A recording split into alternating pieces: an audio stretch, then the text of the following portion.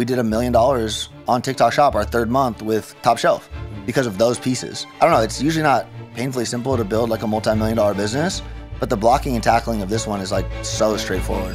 Okay, one thing before we get into the show, I just want to say a huge thank you. 8 months ago, I said that I had this crazy goal of hitting 100,000 subs on this channel. At the time, I had 600, and I did not imagine that the show would take off in the way that it has. And let me tell you, this last year, it's been an absolute roller coaster. There's been so many ups and downs, but here's been the one consistent thing. I want to keep making this show better for you. So here's the deal. Please subscribe to the channel, and in return, we're going to continue to scale the production, scale the guests, scale the marketing, every little aspect of what we do to make this a better show for you. So please subscribe, help us hit that 100K dream, and back to the show. Okay, you know what I'm curious to get into, and this will be so valuable for the audience. You start Genius Brands in 2012, 2013. You start with $5,000, and you obviously end up selling it for 30 million. And so if you almost wanted to build the equivalent of what you did, like if we took Rob Oliver, maybe you have all the resources that you did in 2012 when you started, but you have all the learnings, the knowledge, the experience that you have now. And it's like you're seeing the opportunity on TikTok Shop, and you almost want to build like an equivalent business. Like you want to build a business in a similar way to how you did Genius Brands, but on TikTok. What is kind of step one in your mind? Like, where are you even starting that out? Let me break, I'll break down the step-by-step for building a multi-million-dollar company in this era. But I want to highlight something really quick. I've gotten more into the social media world. I told you I wasn't with Genius, right? And when I started my latest brand, Top Shelf, it was Amazon only. And I have posted results and strategies and playbooks of that since we were doing like $2,500 a day. If you go back and look at my stories, you see like they're saved there. Top Shelf, $2,500 a day. This is cool. We made $200. Like $200 a day, that's life-changing. And then you fast forward to the Amazon growth was all there. Like we got it to a couple 100,000. But then you see the exponential spike when TikTok rolls out, and I'm transparent and talking about all of it. Like you see those numbers go from, 3,000, then 10,000, and then TikTok Shop's rolling out, and I'm posting $100,000 days. And this is like as real and clear as can get.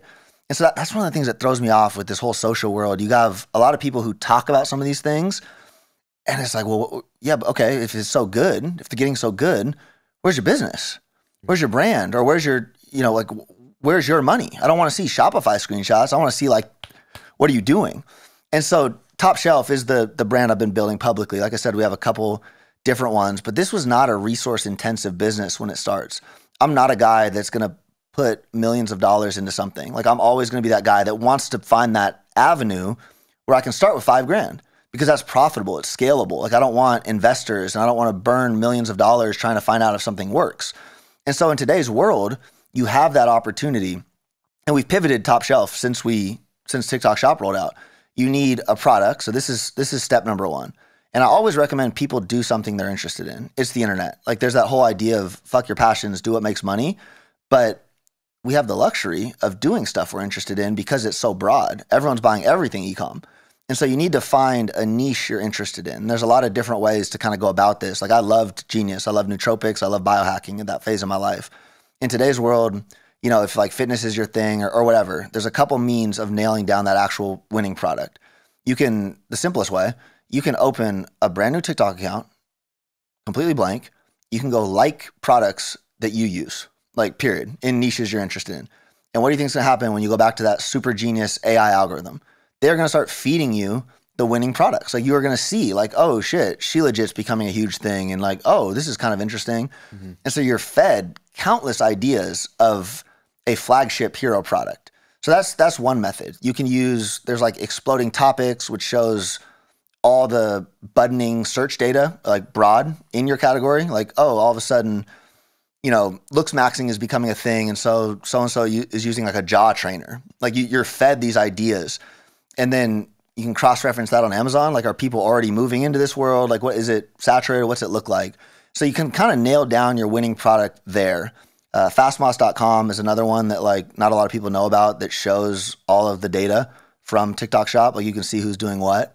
So that's your starting point. The second point, This is a Virgil Abloh rule. And all you need to do is improve that product by 3%. He's like, most of humanity was built on simply improving ideas by 3%. And so TikTok's so early, you see a lot of these ideas ripping, they are garbage. The branding is garbage. Like, you could on accident improve something by 10%, you know, and you don't need money for that. If you figure out some of these, like, we use AI tools, bro, to like do half of our branding and graphics now, like DALL-E 2. And like, it's such this crazy time that if you just skill stack, you can do this from zero. So you improve the brand 3%. And then if you're younger and you're like native to TikTok, you can learn how to make the content yourself, because people misunderstand TikTok as Instagram. Instagram follower count matters. Like, if you have a big Instagram count, it's valuable. If you have a TikTok, you can put out 3 videos and the third video gets 2 million views and you just made $20,000 off your product launch. So if you can learn that content style, I don't know how you can fail. Like, if you make the product, improve it, and then learn the content yourself on TikTok Shop, you can be in the green without spending a dime. Now, me, I don't make the content, right? I'm 32 years old and it's a young man's game. Yeah. But this is where the exponential scale comes in. You make a product that's designed for these affiliates to push, and all of a sudden there's this huge network of young kids who are masterful at making shit go viral for our product, right? They figured out the hooks, they figured out how to captivate attention, and they get that algorithm. You pay them a commission, like, you take care of them. And that is the infinite scale game. Like, we did $1 million on TikTok Shop our 3rd month with TikTok or with Top Shelf because of those pieces. And does that all make sense? Like, it's like, it's painfully simple, actually. And I think so many people are like, I don't know, it's usually not painfully simple to build like a multi-million-dollar business, but the blocking and tackling of this one is like so straightforward. Okay. So you leave design school, you start this design agency. Your first client is almost like one of your professors or like one of the people at the school, right? And that seems to have been a success. How do we get to the point that we are now? Where, like, you know, I think even in the last kind of 18 months, 2 years, you undergo this challenge. You start kind of you become a content creator, essentially. You start, and AI is kind of like a central component, and this kind of understanding and this love for technology is like a central component of the content creation. When does that come into it, this whole content creation piece? I had to start creating content because I was trying to get a job at an agency and nobody was hiring me because I didn't have any prior agency experience, because I had chosen to drop out of school, do my own thing. And then it got to a point where my business, I was just failing. I was failing. I was trying to follow my passions in a way that was not succeeding. And I was failing over and over and over again. I tried doing branding, and the branding was just, you work with these clients who are, if anybody in design knows, like, when you're doing branding, there's so many steps of approval that go down between you and the client. And that communication of back and forth can be very time consuming, right? And then these branding projects is really hard to land as an individual, or even if you have a couple of teams, because there's a bunch of big agencies and then individual freelancers that you can hire for really cheap, or these big companies who have a bunch of people and then they charge like massive amounts of money. And I knew that I was better than the individuals on like Fiverr who were doing it cheaply, but I didn't have a huge team to be able to do it like these like huge agencies, right? So I was trying to find these certain clients who were able to afford me, where I could do my best work and give that I would always go above and beyond, but I wanted to be paid for that. So trying to find those clients was really difficult for me. I had a really hard time selling. I had a really hard time in like the marketing of it. I knew that my skill was good, but I had a hard time selling myself and marketing myself. That was hard. So I had tried over and over again. I would get these clients, but it was clients that would come from like word of mouth. You know what I'm saying? I'd work with one person, like, finally, okay, good, like, got rent paid this month. And then somebody else would be like, oh yeah, he's pretty good. And randomly, like, just at the right time, I get another inbound client, like, yo, like, thank God, you know what I'm saying? And I was just protected in that way, where like, I don't know how it happened, but I would get an inbound client, they'd come to me, I'd work with them, and then another one would come just in time. And I was living like that, and it was getting exhausting. It was exhausting. I felt like I had no control over my income, over my brand, over my life. I'm spending all this time helping other people with their brands, and I'm not having enough time or knowledge to work on mine.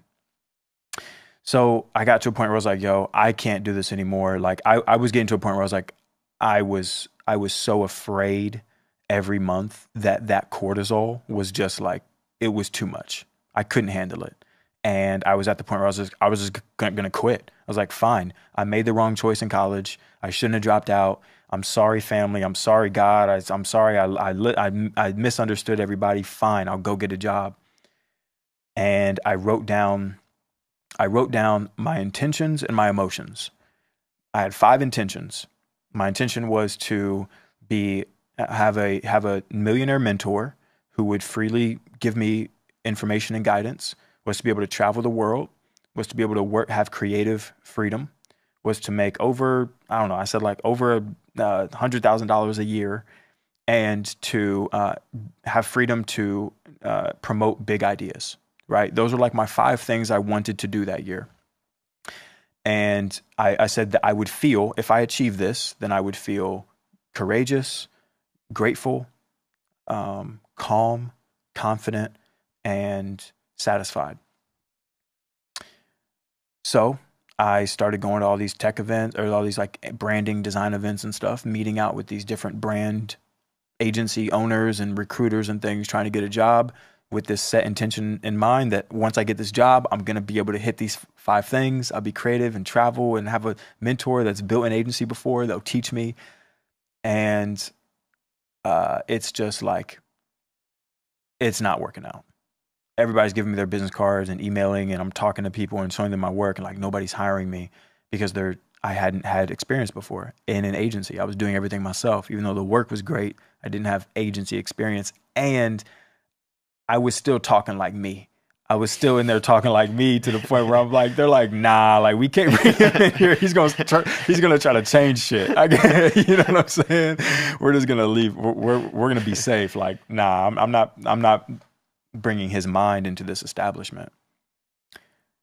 And you know, the reason why I say that is because I would tell them ideas and ways that I see their business could be improved in things before I was even hired. And so, you know what I'm saying? So like, he's going to start a revolution. He's going to say, oh my gosh. Yeah.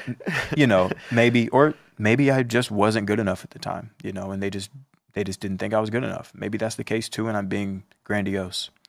Either way, I decided, okay, well, I'm going to prove to them that I know what I'm talking about. So I'm going to sit down in front of the camera and I'm going to start talking about design.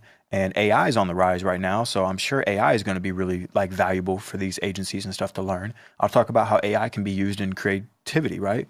So I started making videos about how you can use AI for editing pictures or making AI art and using it for your business and things. And the page just started doing like really well. And people were like, wow, this is so valuable. I'm getting so much information. This is mind-blowing. And that feeling that I had when I brought that project into class was the same feeling I was getting from blowing people's minds on the internet. And I realized like, oh, I still don't need the agency. I was led to this path. I was almost going to quit. And through quitting and going down this path, it forced me into something even higher. I had hit all 5 of those intentions, and I felt the way that I intended to by the end of that year, all 5. And it wasn't through the agency job. It was still just by doing what I love to do. I just turned the camera around to myself and started to, you know, promote my ideas. I was thinking big. I was talking about big ideas and ways that you could use technology and AI, and it worked. I was redirected, and that is how I got to the point of being like Mr. Grateful on Instagram. Okay, you know what? Let's move into TikTok. And when we spoke before this, you said something that was really interesting to me. You said what's happening right now with TikTok Shop is almost reminiscent of those early days with like drop shipping and e-commerce and the opportunity. And so I think it's exciting for people, and I want to get into it. To begin, what is TikTok Shop? Like, just explain kind of the background to it. Yeah, so TikTok Shop is just TikTok's marketplace. So it's kind of like Amazon, but on TikTok. So TikTok has, billions of users. And they did a study that actually 40% of the users on TikTok shop on TikTok Shop. So 40% of the users have bought something on TikTok Shop. And another data point is right now Americans are spending $7 million a day on TikTok Shop.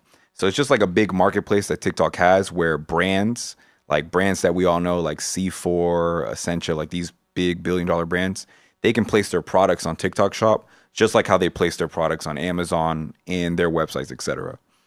And what's interesting is TikTok Shop isn't just an opportunity for brands to get a lot of exposure to their products, but it's a huge opportunity for people like me and you who maybe we don't have a big brand, we don't have a product to sell, but we can be affiliates of these brands that are selling something on TikTok. So like, let's say, for example, this mic, like you have a Shure mic right here. That's a good brand. They probably have this mic on TikTok Shop because all big brands, they have their products on there because it's free exposure to them. You could simply make a video of you sitting in this chair using this mic, talking about why you like this mic and talking about why you use this mic for this podcast. And then you can tag this product under your TikTok video. And every sale you make from that video, you'll get a commission. And let's say Shure's paying a $5 commission on every sale. You get 1,000 sales, you just made a lot of money. And the cool thing is TikTok actually pushes all of the videos that have a product tag to them because they want you to make money because they'll make money too. They get a percentage. So it's just like, it's literally the digital gold rush. Like I've seen kids that are 16, 17, 18 years old make videos about the most random things like vitamin D3. There's a colon cleanser on TikTok, or their favorite energy drink, and make 10, 20, 30,000 off one video. And it's literally like digital real estate because once that video starts making money, it doesn't really stop making money. Like it'll keep getting views and people will keep buying over time. So it's like every video you post is like a rental property. That's a good way to put it. And you know what? I was actually speaking with a friend. He's like a creator on TikTok. He spends like a lot of time on it. Has like a few 100,000 followers on TikTok. Nice. And I was getting him just to break it down to me, like, what is the significance of TikTok Shop? And he basically said it removes the friction between content and product. Yeah. So if you think about like Instagram, for example, right? A lot of people or creators, when they're trying to market products, will do like the link in bio. But even with the link in bio, there's so many like steps between someone clicking on that and checkout. Right. Whereas on TikTok Shop, it's like so seamless, the experience of seeing the product in the video to checkout. Right. And because it's so seamless, it's like it leads to way more sales. Yeah. And it also removes the friction of being an affiliate. Because like, let's say, for example, we always see people on social media that they might be like a Gymshark sponsor or like an Alpha Elite sponsor, or they might be sponsored by some type of brand. And usually to acquire those sponsorships and to be able to be affiliates of those brands, you need very big social media followings. But now with TikTok Shop, anyone can be an affiliate. You could have 1,000 followers, and if you really like a product, you can be an affiliate for that product on TikTok Shop and make tens of thousands of dollars. So it's brought the playing field to an easy level for everybody. Yeah. You know what? Okay, let's get deeper into the tactics of how people can do it and kind of leverage the opportunity right now. So let's say this, because I think most of the people that are on TikTok or social media in general are consumers. So they purely go on there to like watch content. Right. And so let's say that I'm sitting here and I'm listening to this and I'm a consumer. Like I'm on TikTok, I'm active on it, I'm engaging with content. I'm not really producing anything, but I'm intrigued with the opportunity on TikTok Shop and like being an affiliate. What is step number one? Like, do I need to become a master content creator? Is it about finding the right product? Like when you're speaking with people, where do you advise them to start? Yeah, so I mean, the first thing that you're going to want to do is there's this website called Kalo Data. So it's KALO data.com. and it's a product research tool for TikTok. So when you go on there, it'll show you like the top 10 products that are selling on TikTok Shop, but it'll also show you the top 10 creators. And what that allows you to do is, one, it allows you to know what's trending on TikTok, like what are people buying? And it also lets you know, okay, what creators are killing it and what videos are they posting that are working. So like I might be able to click on a creator on Callow Data and it'll show me the exact video that they're using to make over whatever they're making, 10, 20, 30K a month. And now you're able to mimic that video. And even in Callow Data, you can even download the video script. Like it'll give you the transcript of everything they said on the video. And it gets crazier because now what you can do, like let's say you're an introverted person, you don't really want to be on camera. You can use tools like, for example, 11 Labs, which is an AI voiceover tool. And you can download the script from Callow Data and just put it into 11 Labs. And now you have a voiceover of that script. And if you want to change it up, you can take that script, put it into ChatGPT and get a completely new one, put it into 11 Labs, and now you have a voiceover. You go to Midjourney, which is another AI tool, and now you have pictures for the video. And you literally just created an AI generated video that can make you money on TikTok without having to show your face. And like I personally know people that are doing 100, 200 grand a month without showing their face, just AI generated videos on TikTok promoting different products. You know what? I think it's actually an interesting thought experiment. Even if we take like that younger version of Dom, or just like the earlier version of Dom that was doing content, and you're frustrated, and I know what it's like when you're essentially trying everything.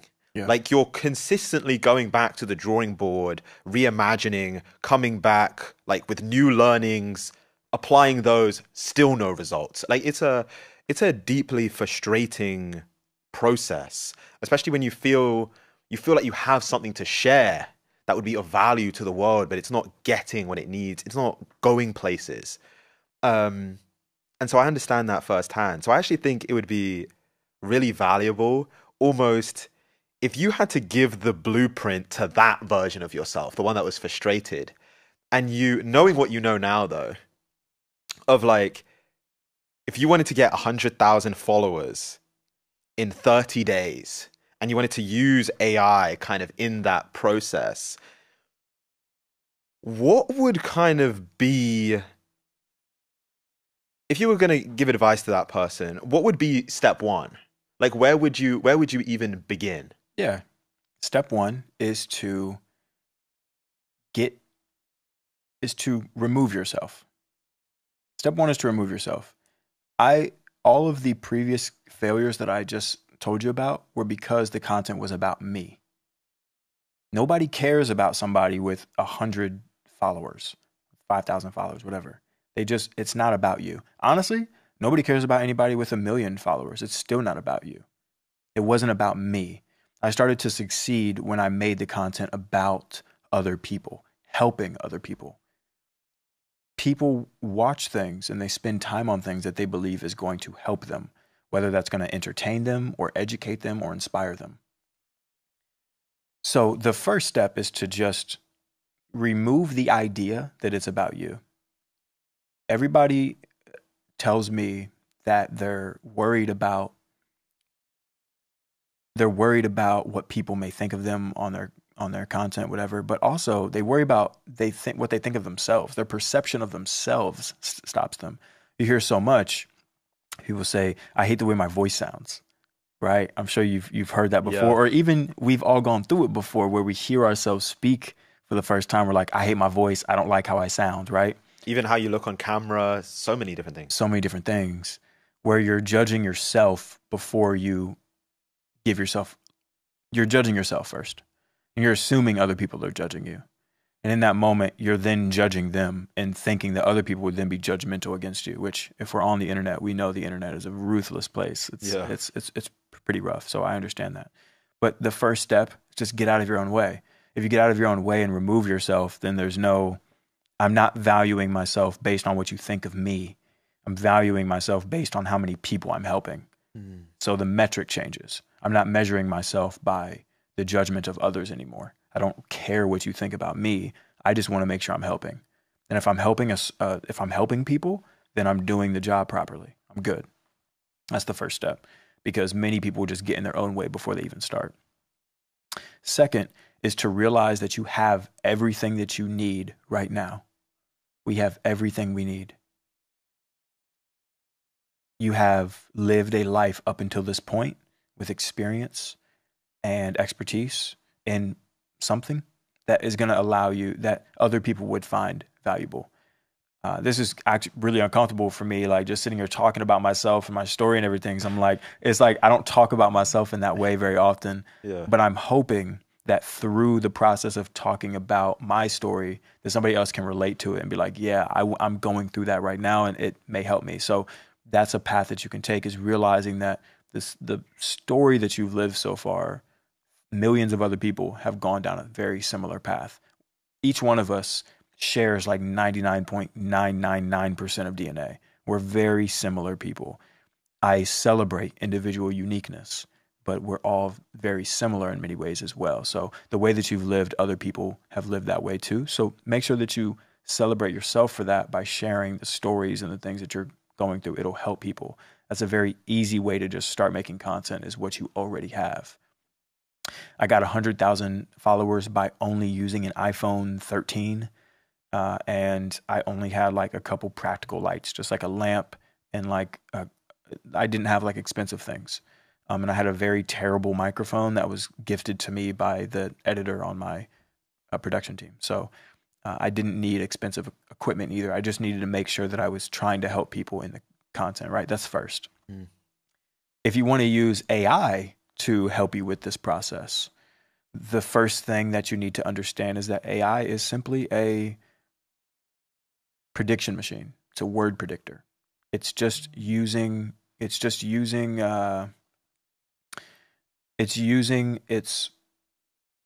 a large language model that's trained on petabytes of data from the internet, which is like billions of books, and it's predicting how words go together. That's all it's doing, right? So if you just ask it, hey, how can I get to 30,000 or 100,000 followers in 30 days? It's going to give you a very generic response based on the averages of the internet, right? What you want to do is give it some more information about yourself so that it narrows the words that it's giving you, right? If you're telling it, well, I'm a chef, then the information and the words that it's going to use, the lexicon is going to be a bit more narrowed to that slice of lexicon in the human language around being a chef, right? That's a very like generic, vague example. But what I would do is I give it information about what I actually do. Ask it. Say, hey, what information do you need from me in order to understand my brand? And go and just answer the questions that it asks you. And then you can say, okay, please export this as a PDF. Say, okay, it'll turn those answers that you gave it into a PDF. Take that PDF, and then if you're in like ChatGPT, I'm speaking on like if you're using ChatGPT right now, right? This is what I've been teaching people how to do. And if you're in ChatGPT, just go over to the left, hit Explore GPTs, in the top right corner, hit Create, and then hit Configure, and then go to the bottom, scroll down, hit Upload Files, and then upload that PDF with all the answers that you just gave it about your brand. Now it has a solid reference of information about who you are. Okay. Go up top, name it, social media GPT, whatever, and then save it. Go to the top right, hit create, click share, only me, update, save, and then go use it. And now when you're using and asking questions about your brand, or what direction should I take? Or you can ask it, now generate me a social media strategy based on my brand. It's going to base it off of you, not just the generic internet, right? You can even take that strategy, do the same thing. You can then export that as a PDF, put that into the knowledge base. Now it has your brand, your brand and your marketing strategy locked in. You can start asking it more questions.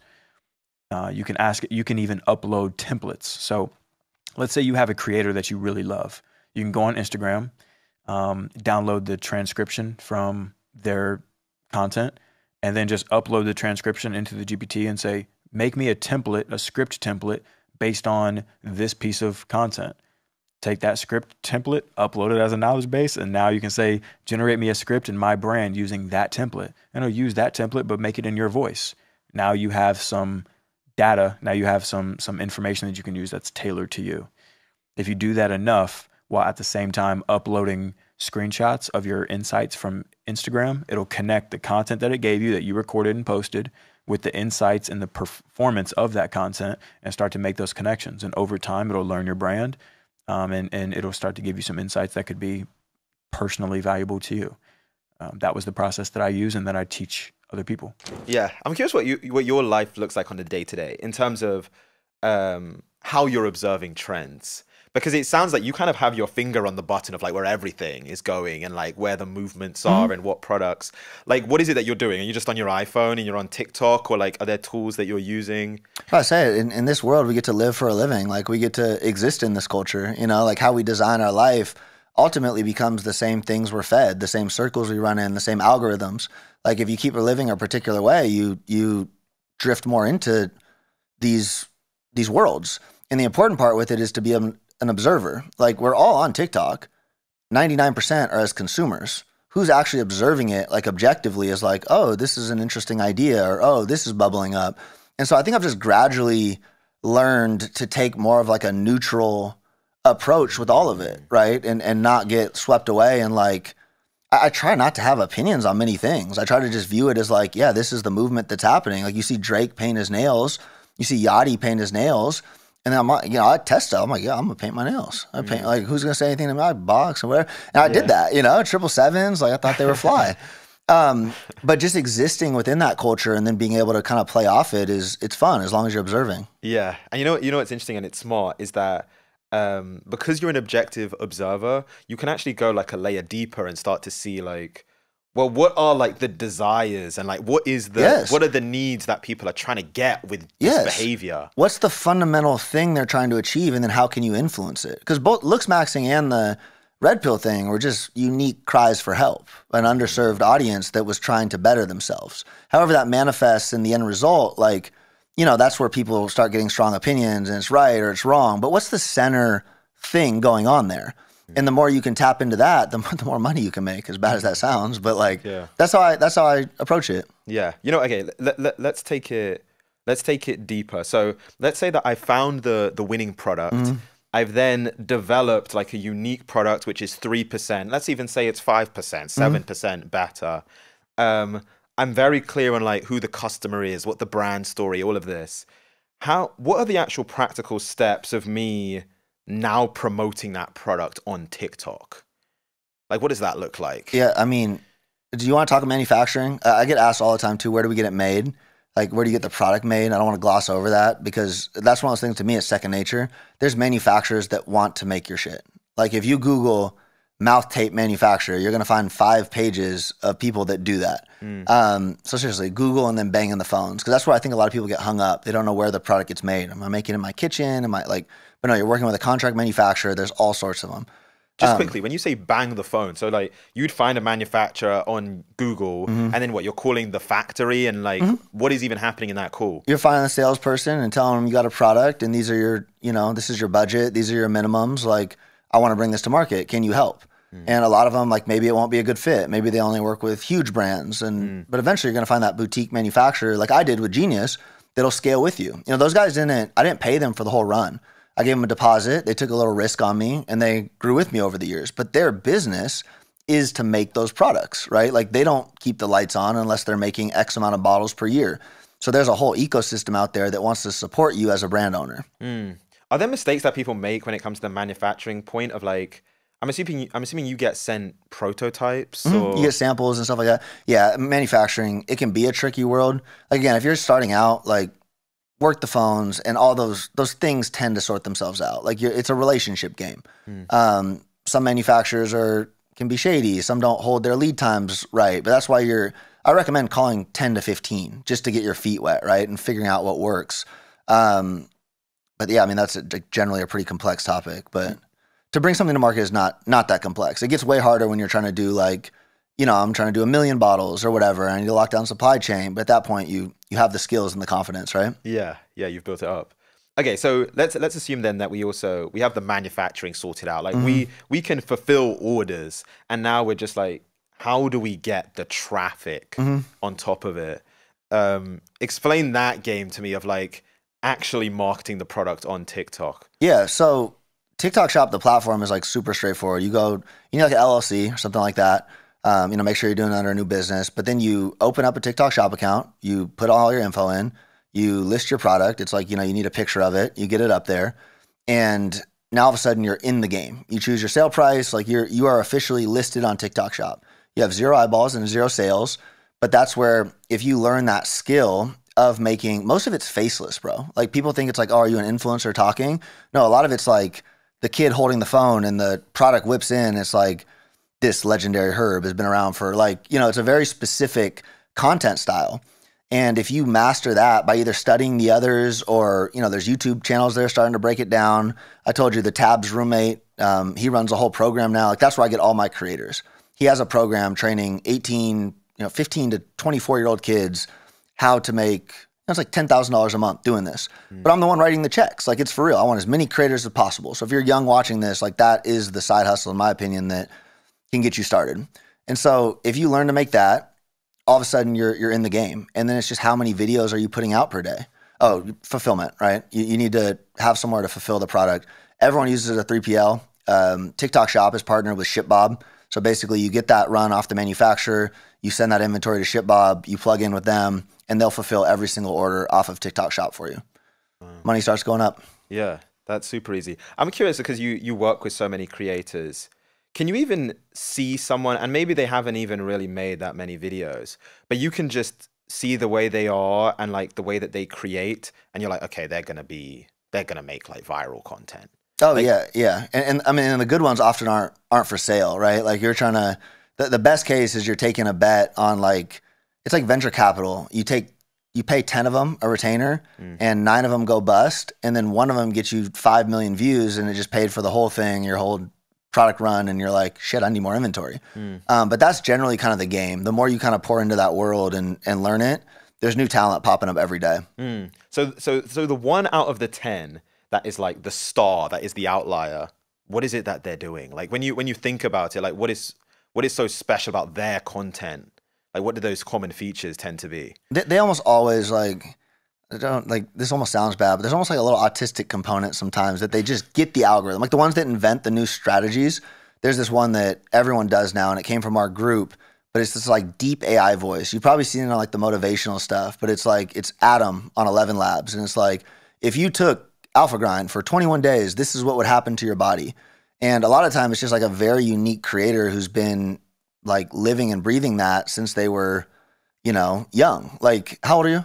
I'm 26. 26. So like when did you have a phone? For like probably 13, 14. 13, 14. So you largely grew up with a phone. Yeah. The 18-year-olds, like that's been screens have been their world, right? They don't even have a computer. Like you're probably on a laptop more than, or just as much as a phone. Yeah. I was phone in high school, right? So like I'm native to it, but not like them. Where you have some of these kids that were making TikToks in high school, they just get it. They know it's like hook, keep them watching, repeat, some sort of engagement. And that's the equation. Like I can tell you the equation all day. I still don't have the same natural gift that Sydney, there's a girl here in Brooklyn that she was like one of the star creators. She made like 120,000 her 3rd month doing it because she's just in tune with it. Like she was working at Chipotle, finds this whole Creators Corner thing. She's like, well, this is what people want to hear. Starts getting the reps up. That's the other thing. It's like, it's a rep game. You're not going to go viral your first 5 videos. But the more you do it, like the more swings at bat, and like eventually it's going to happen.